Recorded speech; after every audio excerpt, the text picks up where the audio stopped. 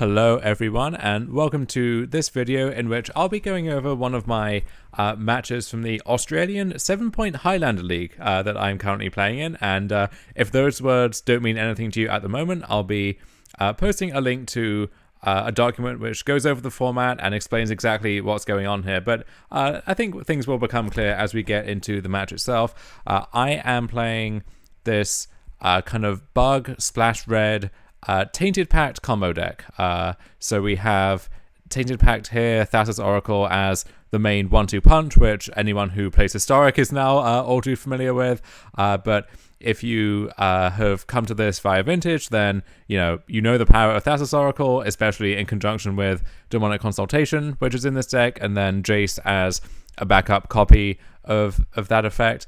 And the rest of the deck is just all of the greatest hits from combo control decks like this in Legacy, Vintage, and really any Eternal format with a wide card pool. And we are playing against Kate, who is on what I guess you could call this Rug Delver. It's weird to do that when it's a Highlander format, right? So there's only one of each individual card, but some of the greatest hits that you'll see in decks like this kind of tempo strategy in those older formats. So the kind of matchup you expect to see a lot in a tournament like this, where you're going to gravitate towards just the broken blue cards, basically, and the good card draw, the cheap counter magic. We can fill this out with good removal, good threats, so just a very solid deck all around. And so we were paired in round one of this league. It's a dual Swiss setup, so this is one of the round ones, I suppose. We don't need to dwell on my shameful constructor rating here. Just scroll right down to the bottom and get into the replay. So this first game is not why we're here, but we'll go through it quickly just for completeness sake. Here we go.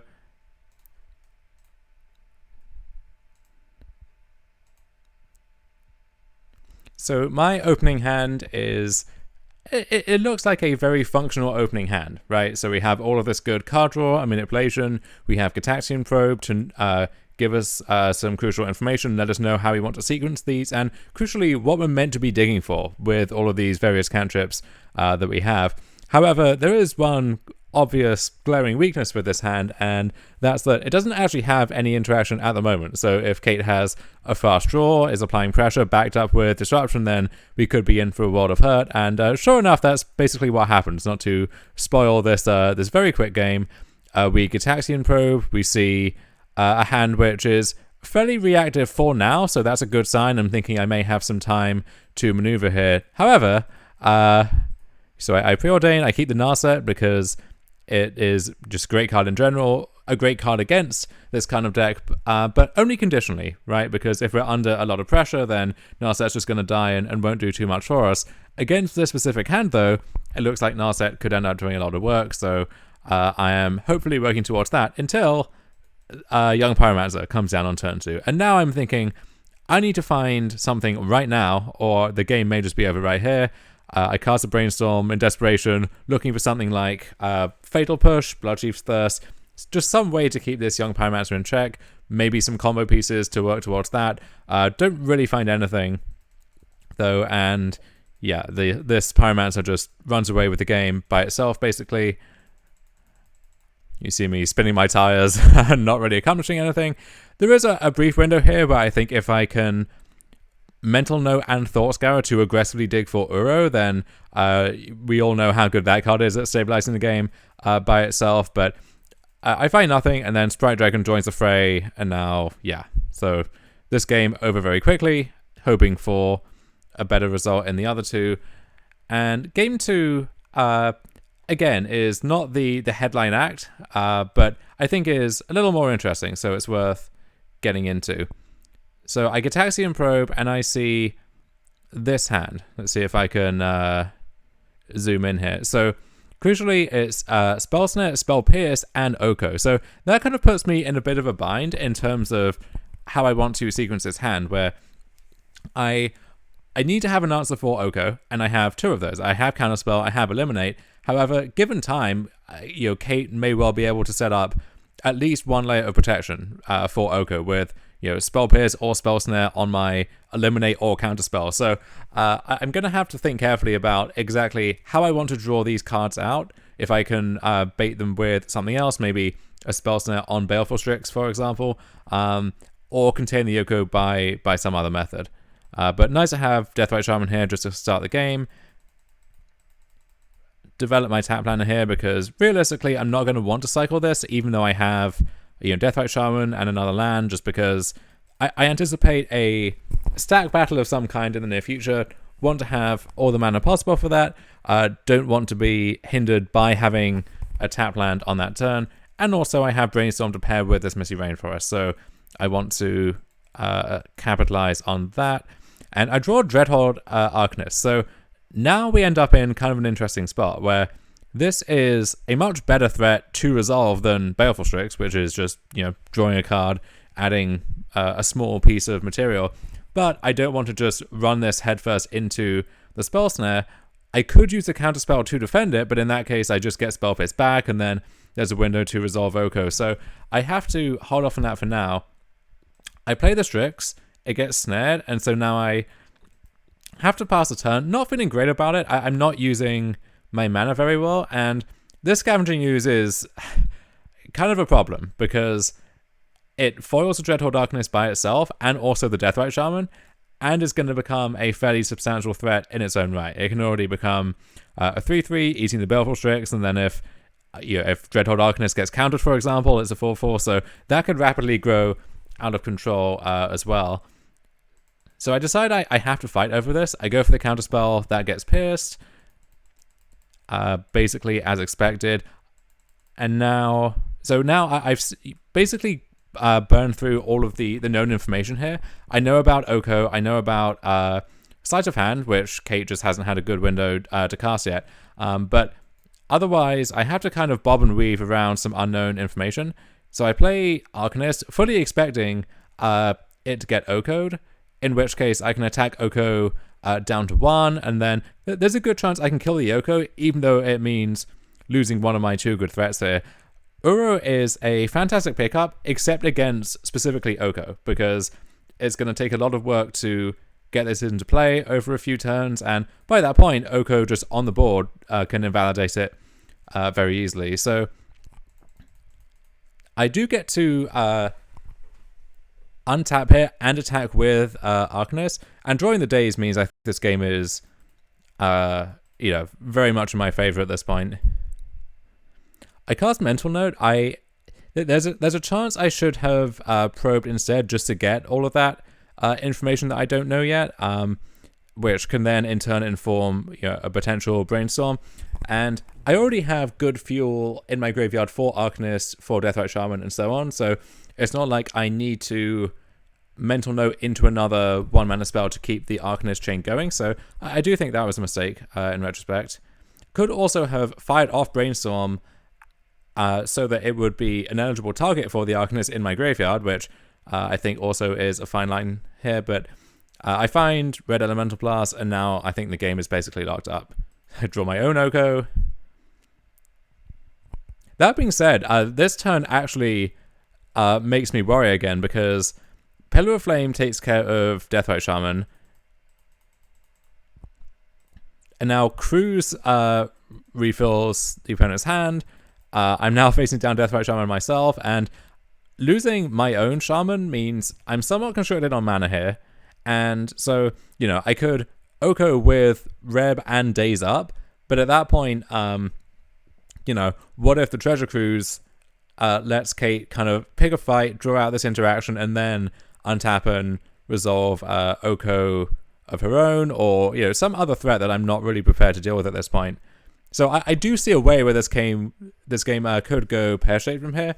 Luckily, Brainstorm kind of turns out the good, and I tank for a long time over what I want to do here. I end up not wanting to commit to either Oko, Uro, or Narset, so any kind of expensive threat this turn. Instead, I'm just going to use my interaction to kind of pick a hole in their hand and see what's up there. So yeah, Mental Note, Reb, and Oko. I take Sylvan Library, actually, over Reb or Oko, which looks strange on the surface, and I think may actually also just be a mistake, because my logic is, if this game drags on for a long time, Sylvan Library just creates this amazing cascading advantage over time, and with the board that I have right now, I don't even care all that much about Oko. Like, I have Reb to answer it, and then I have enough redundancy to either just play through Kate's Red Blast, or just attack with Arcanist and Flashback Thoughtseize.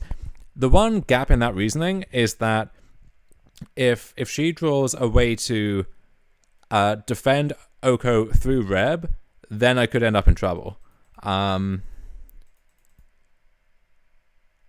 And so Forager is another appealing Reb target. I just Red Blast that.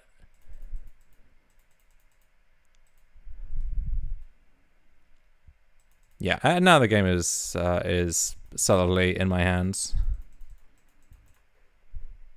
And I think there's a concession shortly after this. Yeah, there we go. Okay, so now on to the meat of this video, the reason why we're here. Game 3, which I'm going to say is one of the most intricate and memorable games and intense games that I've played in a long, long time. So we should go over sideboarding here quickly, because I am going to see basically all of my deck over the course of this game, so the contents of that deck are pretty important. And what I've done is I've boarded out the Thassa's Oracle package here, so Oracle, Jace, Consultation. I've left in Tainted Pact because with the Highlander restriction, that card is just Demonic Tutor, basically, so perfectly happy to have that one in your deck still. But the reason I've done that is both of us are boarding in so much good, efficient interaction. So if we take a look at... may not be able to go back to the collection tab immediately, but I basically get to board in Blue Blast, Hydro Blast, Red Blast, and Pyroblast. So 4 hyper-efficient hate cards. I get Veil of Summer, Mystical Dispute, and Kate gets all of these as well. Spell Pierce, additional discard, some other threats. So when both of us get to just trade off cards so easily, it's actually quite difficult to find a window to stick. This 2-card combo, which can be somewhat mana intensive if you're going for both of the pieces on the same turn. And I'd much rather just have all of my cards be good most of the time, so that when the dust settles and, whoever has the last threat standing is going to emerge on top, I want that to be an actual threat and not, one piece of a 2-card combo where I'm lacking the other piece and now I can't string a win together. And I have so many cards with some kind of application in the matchup that I have to board out stuff that is somewhat good. So Hull Breacher, is good in these matchups in general. Probably should still be in the deck, likewise with Narset, but my reasoning is both of these are weak to both Burn and Red Blast, and also any kind of other interaction. And the games I lose typically are going to involve, or a large subset of the games that I lose are going to involve a cheap threat backed up by pressure, and against those types of draws, these cards look kind of anemic. So have to cut something. Likely that some amount of these should still be in the deck, but that was my reasoning there. In any case, so we get to the first turns of Game 3 here, and this is very good hand. I have Gataxian Probe in my opener for the 3rd game running, which is always nice. Just a lot of good filtering, pick up a 2nd strong removal spell, and the Probe turns up this. So Pyroblast, Force Negation, Daze, Dreadhorde Arcanist. So very classic legacy hand from, 4 months ago now. And my worry here is, I have Eliminate and Pyroblast to deal with an immediate threat. The issue is, let's say in a turn or two, if my cantrips turn up nothing and Kate finds another threat, she can use some combination of these to force that through, and then if I don't have the answer, that threat could run away with the game. And the nature of the threats in this Rug tempo deck is that all of them basically win the game if they're uncontested. So that's my immediate concern, and I have to spend my turn answering the Arcanist, but if I get any kind of breathing room, that's going to be my priority for any of this card filtering, is either finding a discard spell, something that can fight over the stack, or a threat of my own to maybe swing that dynamic in my favor. And that's basically all of my deck, so that's kind of an empty statement. It's me saying, I want to use my cantrip to dig for action, so nothing really profound about that, but just highlights that I am feeling this sense of desperation almost, even though it's the second turn of the game and nothing too bad has happened yet. And this is another bad thing that can happen. So Kate finds Uro, which is not going to escape in the immediate future unless we end up getting into some kind of big fight over the stack, where right now there are 3 cards in the graveyard, and then any fetch land can make that 4, or if even if Kate initiates that fight. So let's say she draws a threat, and then I have to answer it. If she uses Daze and Force Negation to fight over that, then the graveyard is stocked for Uro, and the play pattern that anyone who played against Uro in Legacy will be familiar with is you can just trade cards off very aggressively and proactively, because Uro recoups all of those and is a threat worth defending. You're happy to toss cards into the void just to get another attack with Uro in. So I'm already feeling in somewhat dire straits, even though the threat of Uro won't be realized yet. It's more something that's looming over the game at this stage. So I cast Brainstorm, and I skipped through, I clicked through that a little too quickly there. I end up making a mistake where I put back an Underground Sea because my mind just kind of fogs over the implications for casting Astrolabe, ignoring the fact that I already have a Swamp here, so don't need to do that. And specifically having another source of blue mana with the way my hand is constructed right now could end up being very important. And also, I just want to have more lands in general, especially in the face of a known Daze. So happy to, if I end up having to use a cantrip to dig for lands, then I would much rather just have that land back and not have to spin my wheels doing that. So now Kate gets to see what's up with her own Gitaxian Probe. And now this graveyard over here is fully stocked, so we can expect Uro to come down in the near future. I mental note myself, and at this point, I want to find my own Uro. That is the top priority here, because my graveyard is getting to the point, even before I cast this Thought Scourer and then this Preordain, maybe, that I can escape Uro at least once, possibly twice in the near future, and so if this ends up being a game about during Uros, then that's one way I could win it. So Preordain doesn't find Uro, but it does find Tainted Pact, which, as I mentioned, under the rubric of Highlander, this card is Demonic Tutor at a cost, right? Because you are exiling. Let's say Uro is in the bottom third of my deck, and this turns into a prolonged Uro game where we have to trade off Uros, or we're both casting several Uros over and over again. This could very easily come down to decking. So that's not an abstract concern. Like normally, when you hear people talk about the threat of I don't want to mill my best cards, right? Usually that represents a misunderstanding of what's important about the game, or just the basic mathematics of how the game works. In this case, it actually is very important. If you toss a card away with Tainted Pact, that card is gone, and unless you find a replica of it with a different name under this, so you can smuggle that in under the Highlander restriction, that card is gone for good. So if this Oko was in my deck and I flip it up with Tainted Pact, I have to make a tough choice of, do I want that Oko? And if I don't, I am not getting Oko for the remainder of the game. So an interesting dynamic added to the format by that card here. So I decided to keep the Pact.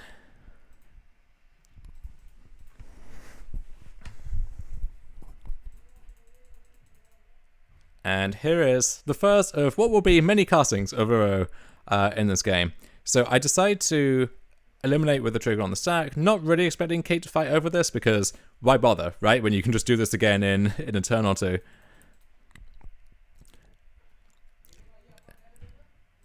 I scour myself, really hoping to turn up Uro so I don't have to pact for it and get to use that on something else. Don't find Uro, do find Blue Elemental Blast, which in a battle as old as time is going to hopefully end up trading for the Pyroblast that I know about from that first Gitaxian Probe. And so I go for Tainted Pact now because I know what I'm looking for. I know I want Uro. I think that is the most important card to find at this point. And I know that I want to cast it now so that it gets parted in the graveyard and I can spend next turn trying to escape it. Because in theory, I could just not do that. I could pass and be more reactive. But it's so easy for these blue decks to just get random cards in their graveyard that there's a good chance that Kate can just escape Uro next turn anyway, even if I don't give her a chance to use these reactive cards. And if she doesn't fight over the Tainted Pact, then that factor is out of play, and I'm going to get a chance to bin my own Uro and kind of prepare for that fight. So we shouldn't skip over this. So we get to see the cards that are being exiled here. So nothing too important to begin with.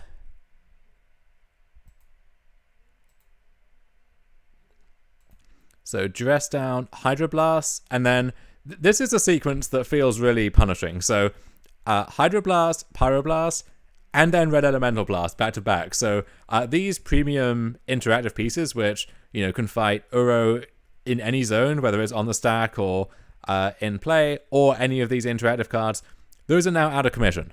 So I have to be cognizant of that. And I find Uro with about 20 cards left in my deck. So you would think, okay, well, that's likely to be enough, right? Right? So I cast Uro. And I draw Mental Misstep, which is really clutch, given that I know about Pyroblast, and so many of the premium cards in this deck cost 1 mana. So at this point, my hand is shaping up really nicely. I have Uro. And I can even just sidestep the Uro fight with my own Oko, potentially, if I want to fight over that instead, and then nullify the opposing Uro, and then get some more breathing room to resolve my own. So I'm actually pretty happy with how this game is shaping up at this point. Until... So Kate spends Lightning Bolt targeting me. So a sign that I can use that to clean some information about her hand, where... there's no convenient way to get enough cards to get that threshold for Uro. So has to kind of toss a card away to do that. So that to me implies that the rest of her hand is quite heavily reactive, or it's other permanents which in turn could pose a threat by themselves. So we see Uro, and I just have to let that resolve for now. And I draw Thoughtseize. Okay, so... at this point, I'm thinking this is money, because even if there is a Veil, which turns out there is, I get to win the fight over Veil in all likelihood. Misstep counters that. Thoughtseize resolves. And I see this hand. So let's bring that up again.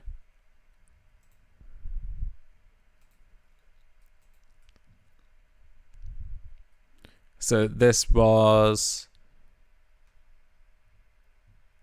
Pyroblast, Sylvan Library, Chain Lightning, Force Negation, and Daze.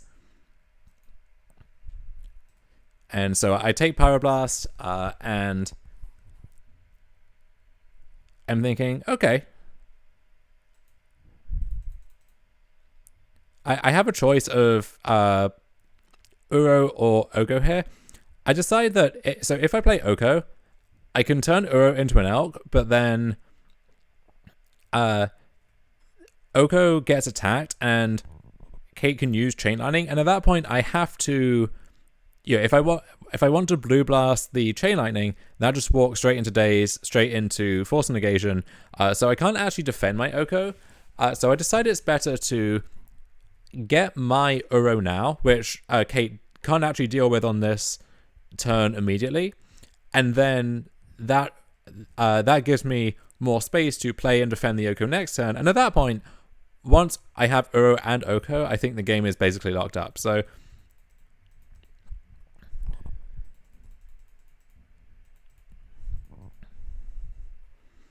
yeah, so this Pyroblast is gone now. So Library, Chain Lightning, Force Negation, and Daze. So a scary hand, but one that I think I have the tools to fight through. And I get to untap. So at this point, I'm feeling pretty optimistic, because I think the worst that could happen on that turn is, let's say, Kate draws a way to remove my Uro, attack with her own, and then, I has a way to win the fight over Oko, and at that point, I'm pretty far behind. So I go for Oko. Hardcast Force, I have Veil, but Kate has drawn Forcible. And I almost want this to be like a Red Blast or something instead, so that I can use a Blue Blast to force it through, but alas, it's Forcible, which I can't do anything about, so I have to let this go. I do get to land my own library here, and this attack maybe is a decision point in and of itself, where when both decks have a decent number of answers to an Uro, I feel like there's a big cost to not attacking and giving the opponent the chance to draw one of those and then punish you for doing that. You lose out on a card and 3 life, which is turns out is pretty big when you're getting attacked by a 6/6. And I figure I'm fine with trading if Kate wants to do that, because I have so much escape fuel in my graveyard that I can just keep presenting Uro turn after turn, and I'm happy to trade off resources in that way. So I attack, and I draw Arcanist, but I know about the Chain Lightning. So I don't really want to run that out before I can use a Blue Blast to defend it, so I just play the Sylvan Library instead.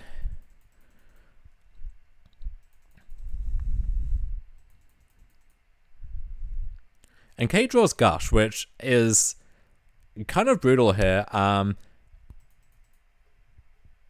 And then follows up with Forager, and the Library, and the Tarmogoyf. So now her board has gone from, potentially scary to but manageable to actually very scary, and now I'm on the back foot and could easily lose this game now.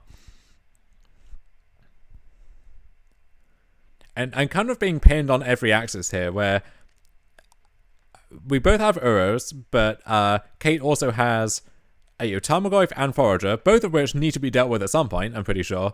Especially the Forager, which, that buying back any of Pyroblast, Veil, Forcible, Gush, those are all aces at this point. I don't want to have to grind through any of those, really. And also, I'm down to 13 cards, and I'm putting one back or more to Sylvan Library, but I'm getting perilously close, to decking, if that ends up being a consideration. So I end up paying 4 life, which I think I can do, because if I plan to attack with the Uro, I'm gaining a decent cushion back. The issue is, it's the same spot I was in before, where I kind of feel priced into attacking because I need more actual resources to get anything done. However, and also if Kate attacks, Forager can just pick up Pyroblast and try to shoot down my Uro to prevent it from even having a chance to block. That being said, one way for me to try to stabilize in the game is protecting this Baleful Strix to stop Forager from attacking. At which point, I would rather have, even if I lose the fight over the Pyroblast, I would like to be able to trade off with this Uro. So that is still a decision, I think. So I play Baleful Strix, redraw the counterspell that I know about from the library, and I play Tasica, and I make kind of a sequencing mistake here, where if I end up attacking, then I obviously should do this post-combat instead, because what I draw could change the calculus there, and it does, luckily. I draw Inquisition, which now actually equips me pretty well to be able to win a fight over something. I take the Chain Lightning that I know is there, which means, because what I don't want to have to happen, or what I don't want to have to do is use a Blue Blast on the Chain Lightning just to protect the Strix, because I have to use that, I then have to counterspell the Pyroblast, and at that point, if this Sylvan Library or the draw from Uro turns up anything, I am dead to rights. But so a Braid is kind of a functional replacement for the Chain Lightning, insofar as I still have to use the Blue Blast on that, so I'm kind of in the same spot that I was before drawing the Inquisition.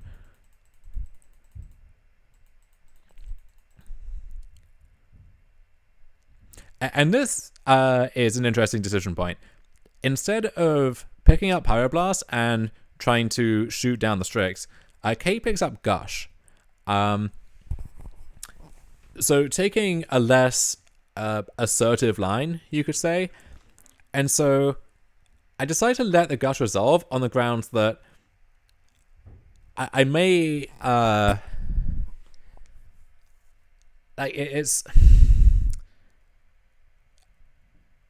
It's tough when... So at this point, I have perfect information, so to speak. I know that a card is coming off the Uro, but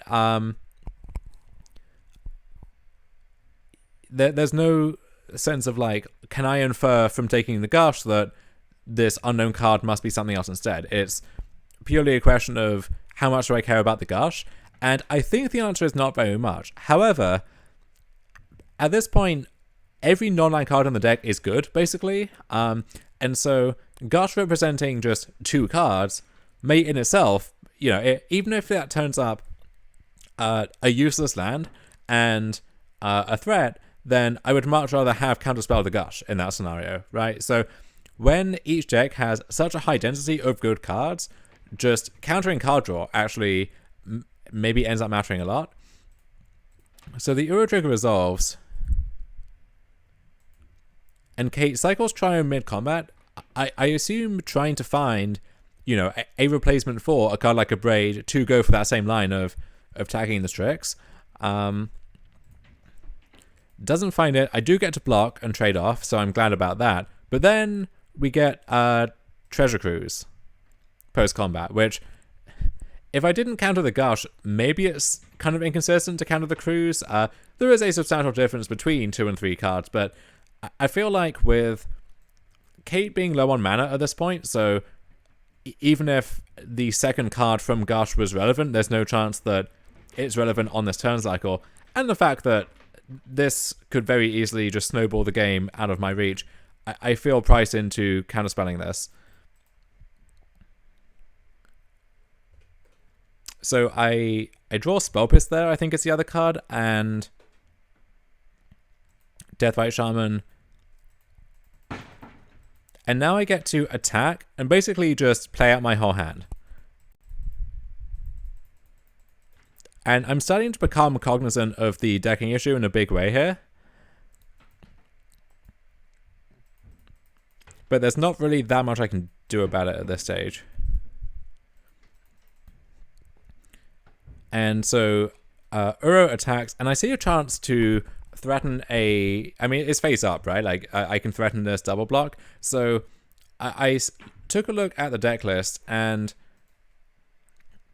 with Lightning Bolt out of play, it seemed like there weren't actually that many cards that could make this double block go badly. I mean, there's stuff like Bonecrusher Giant, Brazen Borer, and so on. But the thing is, I have to block this Uro, I'm pretty sure, and even in the worst case scenario where there is a removal spell, that could have dealt with one of these cards anyway, so I'm only really chump blocking with, let's say, this Tasker, which I think is okay, because I care a lot more about this Arcanist, and I'm at the point where I can't really afford to activate the Tasker, so it's just a big thing, and Tarmogoyf is an equally big thing, which brickwalls this in combat, and also Tasker does not really line up well at this stage against any of the threats that Kate could have, so I think it's fine to risk losing it, because the upside is so high, and the downside actually is not that bad.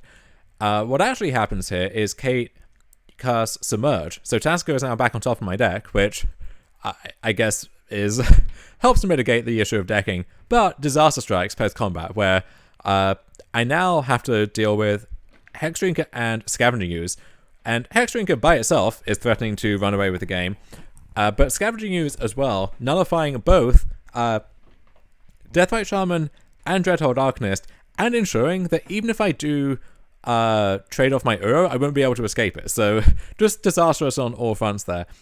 So I know that I have a Toxic Deluge left in my deck, and my odds of finding it are not that bad between Sylvan Library and Uro. However, my Tasker has been submerged, so that's one card out of play. and I knew about the Spell Pierce. So I actually am only really looking at that third card, which it turns out is a fetch land. So I get a reshuffle and a redraw off my Uro, because I don't have any cantrips left in my graveyard for the Arcanist, and even if I did, the Scavenging Ooze can just eat whatever that would have been to deny me that redraw. So I just cross my fingers, and I'm looking at a 1 in 9 shot at this point.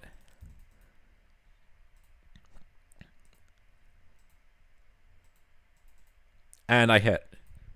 So I needed that to happen to stay in the game, but I'm certainly not out of the woods yet. Not least because, once I deluged away the whole board, well, there's now exactly enough cards in Kate's graveyard to escape her Uro as well. So we're back to this Uro mirror. And I draw a dead Spell Pierce.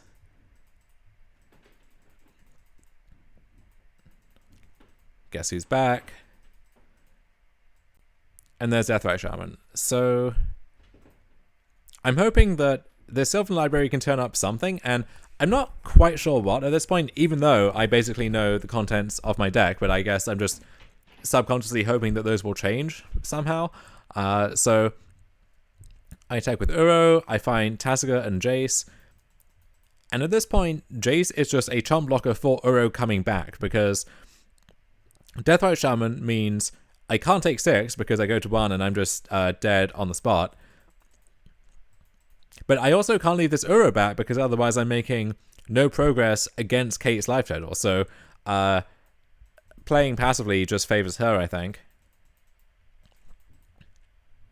And this actually is a big deal where she has to crack a Bloodstained Mire to go down to 1. And what that means is Uro putting her back up to 4 means that Tasigur is still lethal. So Deathrite Shaman would also have to be used to exile a creature to gain more life, and that gives me more options in terms of what I can do with other stuff that's going on. So Kate just casts Storming Entity for the sake of price, scries 1 to the top, 1 to the bottom. I have to chump block here, and in the face of Deathrite Shaman, you know, the factor that I mentioned is out of play now because Storming Entity can just chump the... Well, no, excuse me. So this Uro attacks, I attack with both of these. Both of them have to be blocked, or Kate can block Entity on Uro or Deathrite Shaman on Uro and eat something to gain 2. And at that point, the Reanimate in my deck is theoretically still in play. So yeah, I find the Reanimate, I attack with Uro, I'm down to 2 cards now.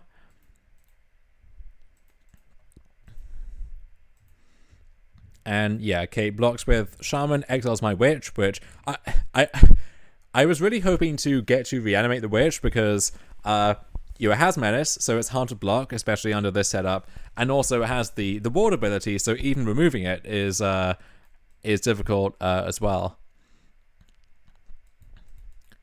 So now I get to Reanimate a Deathrite Shaman, which forces Kate's Uro to attack,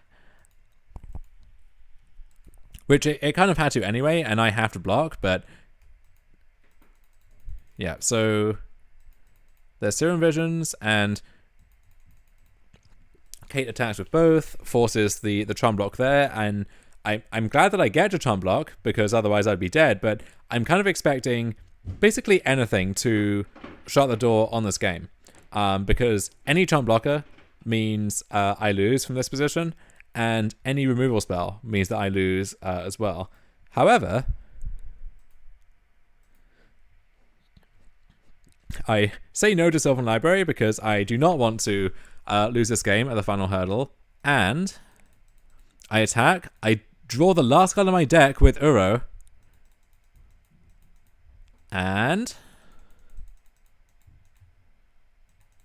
it works. So that game was a blast to play. There were so many interesting decisions going on in there, and this game really harnessed what I think people enjoy about Legacy and Vintage, where you have all of these great interactive spells at a low mana cost, and so finding ways to line those cards up well against each other becomes super intricate. And Uro, you can understandably criticize its effect on many games of Magic, but I think here having this dueling Uro dynamic actually led to this kind of unique subgame that you wouldn't get elsewhere. But that was a really fun match, fantastic game to end that round on. Props to Kate, who was a great opponent. And yeah, a great start to the league. Hoping we get more matches like this. And if I have any more that are at the same caliber, I'll maybe go back and do this commentary on them and share that with all of you again. So thanks for watching, and hopefully talk to all of you again soon.